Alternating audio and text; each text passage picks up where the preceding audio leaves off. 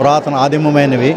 మొన్ననే ఈ మధ్య పేపర్లో చూసే ఉంటారు, భారతదేశంలో ఆరావళి కొండలను రక్షించడం కోసం పెద్దగా తిరగబడ్డారు. అంటే దీని మన అడవులు, మన వనరులు, మనకు ఉండేటువంటి సంపద, వృక్ష సంపద, జంతు సంపద, మినరల్స్, ఈ సంపద తెలిస్తే కానీ దాన్ని రక్షించుకోలేము. ఇటువంటి సదస్సుల ద్వారా అవి అసలు జీవవైద్యం అంటే కాన్సెప్ట్, భావం అంటే తెలియాలి. బేసిక్స్ ఈ క్లాస్ రూమ్లో ఏమీ చెప్పరు.